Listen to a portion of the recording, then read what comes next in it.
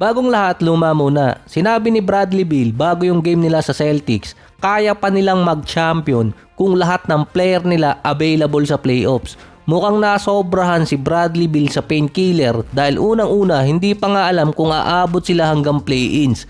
Versus Celtics, hindi nga nag-donuts itong si Bradley Beal na hotdog naman, 1 point, 4 rebounds, 5 assists in 30 minutes. Historic night pa yun para sa Celtics bilang team sa may pinakamaraming 3-point shot sa isang season. Si Booker naman mukhang iniwan na talaga siya, naka 37 points, 5 rebounds, 6 assists at kung sino daw ang babantayan sa kanila dahil siya na lang ang natira. 4 straight ng talo ang Phoenix Suns ngayon, 2 games away na sa number 10 after din manalo ng Sacramento Kings. Mukhang si Booker iniwan na talaga nung dalawang kasama niya.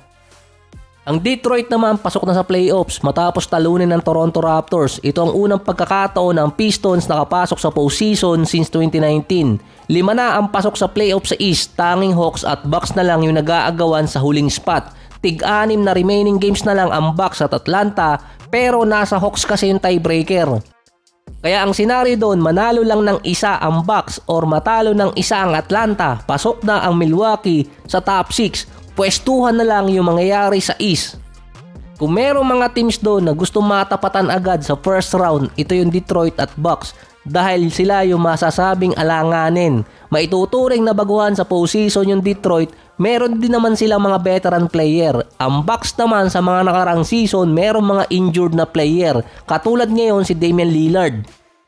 Dahil technically pasok na sa playoffs ang Milwaukee Bucks, hindi nila kailangan madaliin si Dame dahil base sa report, babalik na si Damian Lillard sa basketball activity sa susunod na linggo. Nasa 2 weeks na lang din bago magsimula yung postseason.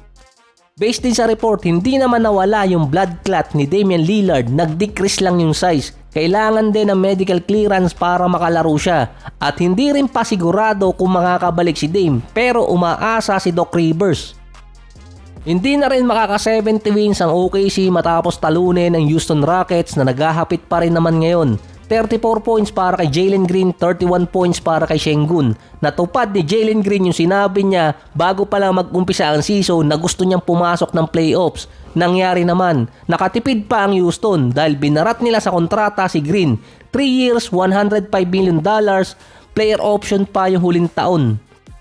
Kaya ganoon ang ginawa ng Houston kasi nga wala silang bilib dito kay Jalen Green na siya ang magiging top player nitong Rockets. Pero nagawa niya yung sinabi niyang siya ang magdadala sa playoffs para sa Rockets.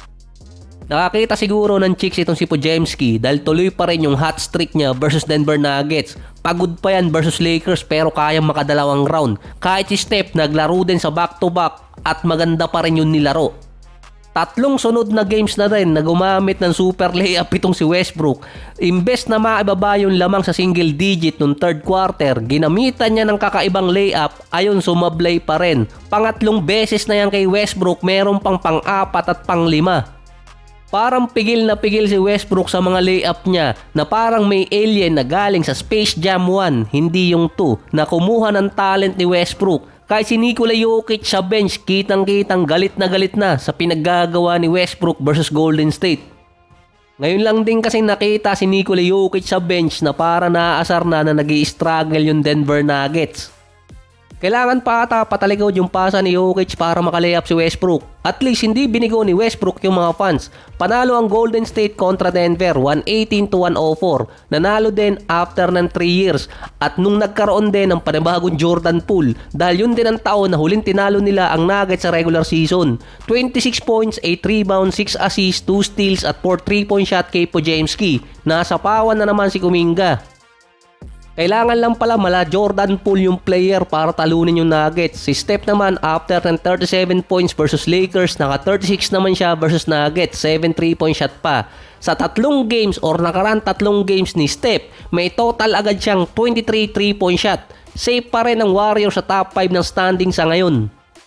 Si Nikola Jokic naman meron 33 points, 12 rebounds at 9 assists. Mukhang nag-collapse yung Nuggets kung kailan papapasok yung playoffs. 3 straight na talo, 4-6 pa sa last 10 games at yung mga winnable games dati natatalo pa sila doon guys sa Wizards, Bulls at Portland. Dahil sa panalo ng Golden State, may chance sa patuloy yung Warriors na makaagaw ng pwesto dito sa Denver.